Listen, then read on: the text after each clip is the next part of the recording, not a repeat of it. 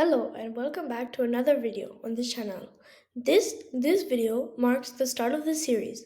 In this series, I will be doing book reports on different types of book. And this video is our first book. It is the first book of Percy Jackson. I hope you guys will like the book. So, should we start? Percy Jackson and the Lightning Thief. Percy Jackson and the Lightning Thief is a book by Rick Riordan. He had written this book in 2001. In this first book of the series, Percy Jackson, he gets attacked by his math teacher, who turns out to be a Fury, one of Hades' tormentors.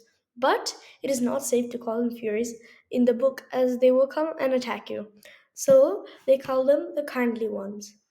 And after that, after some time in his new school, he finds out he is a half blood.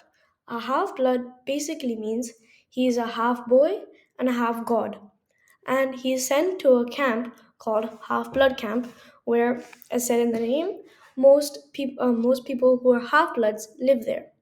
And then in the next coming weeks, he figures out which god he's the son of. And then after that, he gets attacked by a hellhound, which is Hades' tormentor again, and gets sent to his first quest to save Zeus's lightning bolt from Hades, which he suspects. The heroes of the book and the main characters. Percy, the son of Poseidon.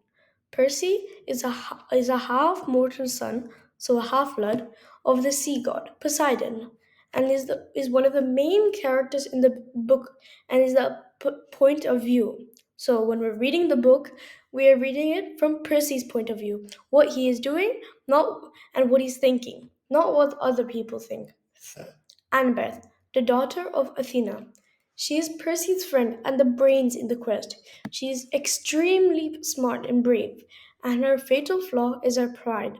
So that means she thinks she can do everything, but sometimes it's too much for her. Grover the Satyr. Grover is a half goat, which is basically Satyrus, who found Percy and guarded him in his year at Yancey, which was his school, and he's also coming on this quest.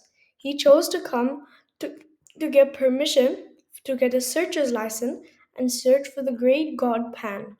Most satires is this is their dream to do so, as a mysterious voice said off a ship, "Tell them the great god Pan has died." But for satires, this is their main god, so they cannot believe this. And every generation goes, and not one of them has come back for 2,000 years. Setting of the story. The time and era, it's set in recent present time, so about 2001, when this book was written. And the place of this book is in America and near the Empire State Building, so in New York. Do you know why the Empire State Building is so important for Mount Olympus? If you go in there, which is basically in the book, and you ask for the 600th floor, and they see that you're a half blood, they will give you a card. I don't know how it looks like, and you press it in the elevator, and it will take you to the 600th floor, which is the entrance of Mount Olympus. So if you didn't know that, that's where you go to Mount Olympus, not in Greece. The parts of the story. Beginning. When Percy found out who he is, who his father is, not his dead one, and just gets assigned to his quest. So his quest, if I haven't said before, is to go to the underworld, confront Hades for stealing Zeus's lightning bolt, and go back. And by the way, he's not allowed to fly, as he's Poseidon's son, and if he flew, he'd be in Zeus's domain, as Zeus hates Poseidon. So I don't think he would be alive. And also because the gods signed a contract that they would not have any more children after World War II, as um, World War II was basically Hades' children versus Zeus and Poseidon's children. It was deadly, and the children were getting too strong. But two gods broke the law. which was Zeus and Poseidon. Zeus's daughter was Thalia, and Poseidon's son was Percy. And so they do that. They take it back in time for the summer solstice, which is in 10 days. So they don't have a lot of time.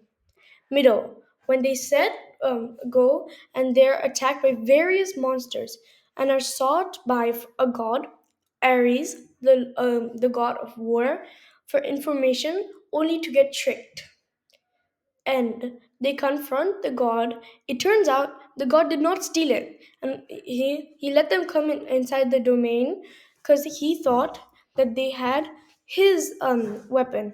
They fight the god which stole the thing, which was Ares, and then they take the weapon, which Percy beats Ares and makes Ares' foot full of ichor, which is the golden blood of the gods. And then they take the weapon and Hades' helmet of darkness and give it back to Hades and fly, which from Los Angeles, where the opening of the underworld is, back to New York to give it to Zeus and stop a massive three-way war between Zeus, Poseidon, and Hades. The conflict of the story. The conflict of the story that they're going against Hades and the secret evil person, um, Ares, and have to get the weapon in 10 days, which is almost impossible. But they do it because they do it. The resolution of the story.